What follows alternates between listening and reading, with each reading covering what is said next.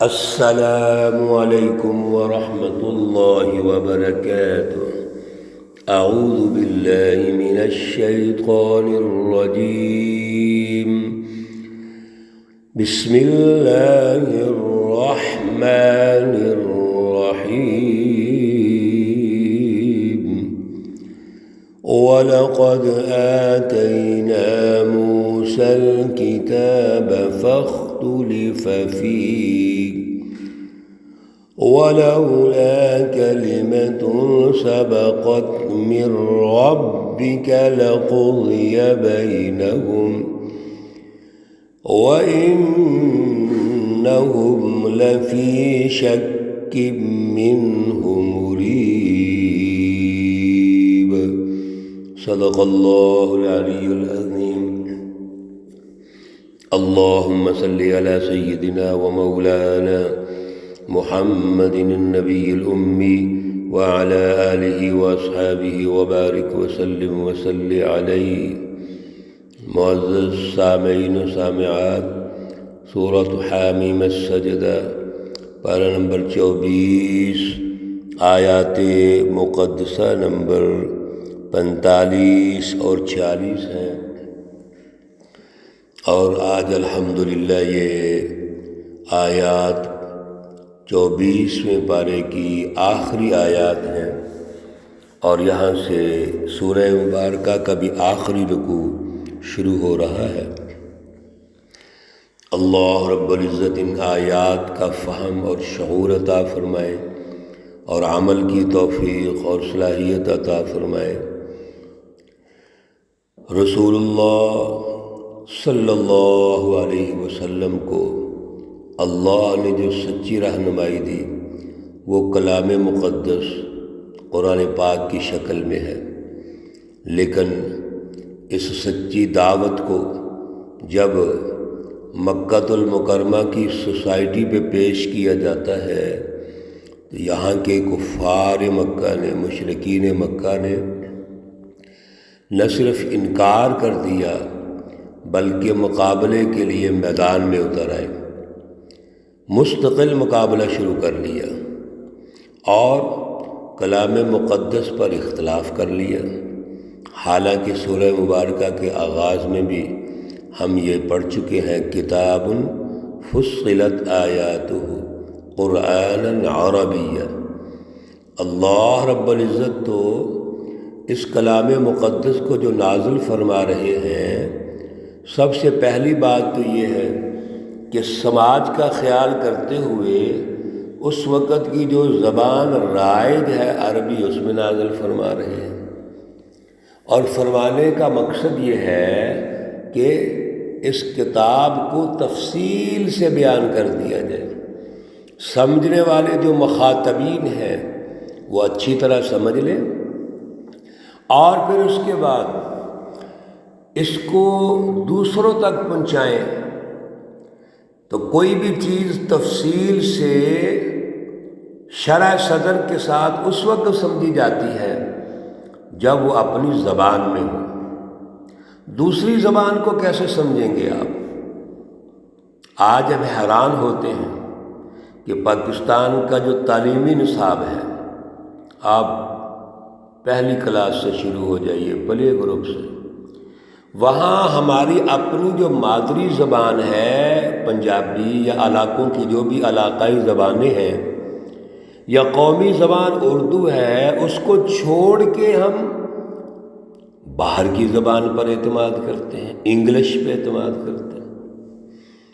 ایک چھوٹا سا بچہ جو بیچارہ بیگ نہیں اٹھا سکتا، ہم بڑی بڑی بھاری بھرکم کتابیں انگلش کی اس کے بیگ میں ڈال دیتے ہیں۔ میرے عزیزو، کیسے قوم ترقی کرے گی؟ دنیا کے اندر اللہ رب العزت نے بھی ہمیں یہ سمجھا دیا، اور آج پوری دنیا کو آپ دیکھ لیجیے، جس قوم کا تعلیمی نصاب اس کی اپنی زبان میں ہے وہ ترقی کرتے ہیں۔ کیوں؟ ان کے لیے سمجھنا آسان، پڑھنا آسان، ڈسکس کرنا آسان، سائنس ہے تو وہ بھی ان کی زبان کے اندر ہے۔ تاکہ اور نئے رخ قوم سوچے، نوجوان سوچیں۔ تو یہ ساری جو کارستانیاں ہیں اصل میں ہر دور کے سامراج کی ہوتی ہیں، بڑی طاقتوں کی ہوتی ہیں، جو قوم کی ترجیحات کو نہیں سمجھتے، قوموں کی ترجیحات کو تبدیل کر دیتے ہیں اور ان کو زوال میں لے جاتے ہیں۔ قومیں ترقی کرتی ہیں اپنی جو فطرتی ترجیحات ہیں، قومی ترجیحات ہیں، ان کی بنیاد پر۔ تو قرآن پاک کلام مقدس میں اختلاف کرتے تھے، تسلیم نہیں کرتے تھے۔ اللہ رب العزت تاریخی تسلسل سے ہر بات کرتے ہیں، دلائل سے بات کرتے ہیں کہ آپ پہلے ادوار کو دیکھیے تو وَلَقَدْ آتَيْنَا مُوسَى الْكِتَابَ، اور البتہ تحقیق ہم نے موسیٰ علیہ السلام کو کتاب یعنی تورات دی، فَاخْتُلِفَ فِيهِ، بس اس میں انہوں نے اختلاف کر لیا۔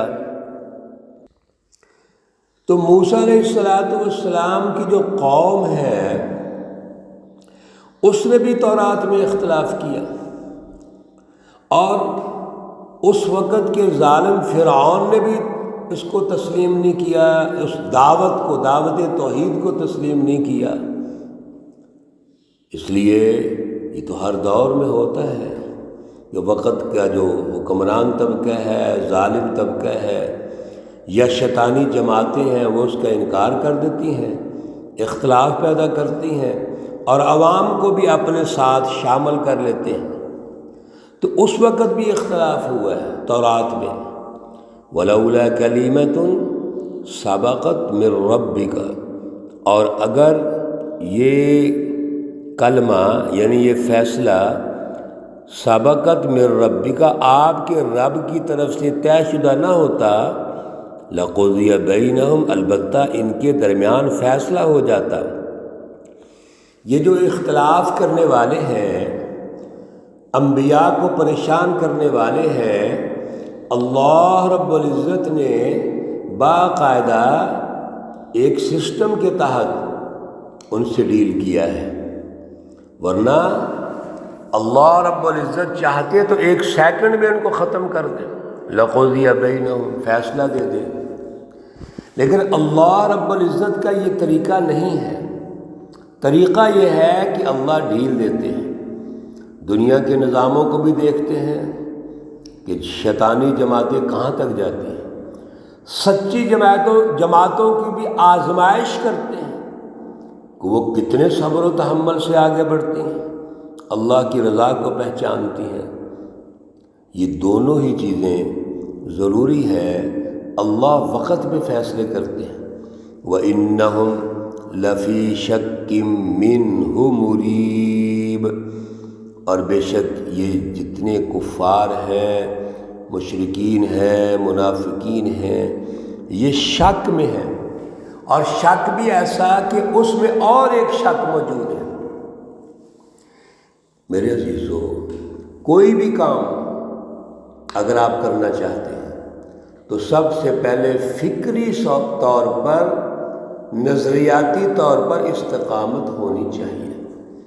اگر آپ ایک ارادہ کرتے ہیں، نیت کرتے ہیں کوئی بھی کام کرنے کے لیے، اور وہ کمزور نیت ہے، یعنی شک ہے کہ پتہ نہیں ہوگا کہ نہیں، اچھا ایک تو وہ شک ہے کہ کام ہوگا کہ نہیں، اور ایک اور شک پیدا ہو جاتا ہے کہ میں اس کا آغاز بھی کروں کہ نہ کروں، یعنی 1 یا 2% بھی ہمارے اندر ہمت نہیں ہے، تو یہ شک کے اوپر شک ہے، یعنی انسان ڈاواڈول رہتا ہے، انسان ایک قدم بھی آگے بڑھنے کی طاقت، صلاحیت نہیں رکھتا۔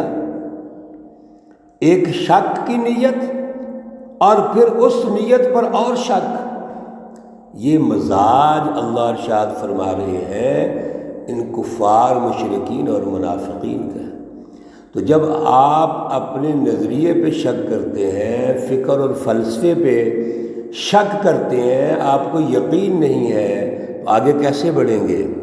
اس لیے یہ بات یاد رکھو کوئی بھی فکر اور فلسفہ اس میں استقامت ہونی چاہیے، پائیداری ہونی چاہیے، مضبوطی ہونی چاہیے، اور پھر عمل ہونا چاہیے۔ من عمل صالحا فلنفسہ، جس نے اعلیٰ فکر، اعلیٰ نظریہ، اعلیٰ جد و جہد اختیار کی، فلنفسہ، اس کو فائدہ ہوگا۔ عمل صالح میرے عزیزو وہ ہوتا ہے جو مضبوط نظریے پر ہو، مضبوط عقیدے پر ہو، اور اعلیٰ فکر اور فلسفے پر ہو، اور اپنے فکر اور فلسفے کے مطابق ہو، وہ ہے عمل صالح، اس میں کامیابی ہے۔ تو اللہ فرماتے ہیں من عمل صالحا فلنفسہ، جس نے اعلیٰ کوشش کی، جد و جہد کی، اللہ اس کو ضرور کامیاب کریں گے، فلنفسہ، اس کو فائدہ ہوگا۔ ومن اساء فعلیہا، اور جس نے کوئی برا کام کیا وہ اس کا ذمہ دار ہے۔ گویا اصل چیز عمل ہے، عمل سے زندگی بنتی ہے، جنت بھی جہنم بھی۔ یہ خاکی اپنی فطرت میں نہ نوری ہے نہ ناری ہے، اصل چیز عمل ہے، عمل درست ہے، عمل صالح ہے تو کامیابی ہے، اور اگر عمل بد ہے تو ناکامی ہے۔ وما ربک بظلام للعبید، بڑا خوبصورت اللہ نے ارشاد فرمایا کہ آپ اپنے رب کو اگر دیکھو گے تو وہ تو اپنے بندوں پر معمولی سا بھی ظلم نہیں کرتے۔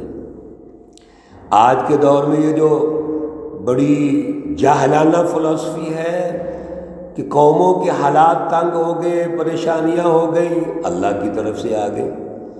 اللہ تو کسی پر معمولی سا بھی ظلم نہیں کرتے، اور اصل چیز عمل ہے، عمل سو یا عمل صالح۔ میرے عزیزو، اس بات کو سمجھیے اور یہ آیت کریمہ ذہن میں رکھیے، جو عمل صالح کریں گے دنیا اور آخرت میں کامیاب، اور جو عمل سو کریں گے، عمل بد کریں گے، جن کی فلسفی میں شک ہے، کوئی استقامت نہیں، ابہام ہی ابہام ہے، اور ظاہر ابہام ہی ہونا ہے۔ شرک اور کفر کی فلسفی پہ ابہام ہی ہوگا، وہ تو واضح فلسفی نہیں ہوتی۔ تو ان کے نتیجے میں جو عمل آئے گا وہ عمل سو ہوگا، بد عمل ہوگا، اور اللہ نے یہ فیصلہ دے دیا کہ اللہ عمل کی بنیاد پہ نتیجہ پیدا کرتے ہیں۔ عمل اچھا ہے تو نتیجہ اچھا، عمل برا ہے تو نتیجہ برا۔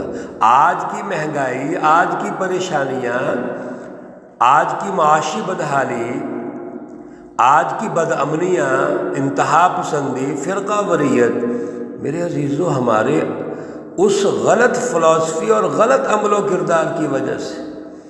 اللہ نہیں کر رہی ہے، اللہ تو معمولی سا بھی اپنے بندے پہ ظلم اور زیادتی نہیں کرنا چاہتے ہیں۔ اللہ تو ہمارے ساتھ محبت کرتے ہیں، ہمیں ترقی دینا چاہتے ہیں۔ اس لیے یہ فلسفی جاہلانہ فلسفی ہے۔ ہم نے عمل کی طرف بڑھنا ہے، اچھے اعمال اختیار کرنے ہیں، اسوہ انبیاء اختیار کرنا ہے، اسوہ رسول اللہ صلی اللہ علیہ وسلم اختیار کرنا ہے۔ ہر قسم کا ظلم، ہر قسم کی غلامی سے نفرت کرنی ہے، بغاوت کرنی ہے، آزادی حاصل کر کے صرف اللہ کی غلامی میں جانا ہے۔ کر کے دیکھیے کامیابی ہوتی ہے کہ نہیں ہوتی۔ اللہ ہمیں توفیق اور صلاحیت عطا فرمائے۔ اللہ رب العزت تمام بیماروں کو شفائے کاملہ عاجلہ مستمرہ عطا فرمائے۔ اللہ رب العزت تمام مرحومین و مرحومات کو جنت الفردوس میں اعلیٰ مقام عطا فرمائے۔ ربنا تقبل منا انك انت السميع العليم وتب علينا انك انت التواب الرحيم، وصلى الله تعالى على النبي الأمي محمد وعلى آله وأصحابه أجمعين برحمتك يا أرحم الراحمين۔ السلام علیکم ورحمۃ اللہ وبرکاتہ۔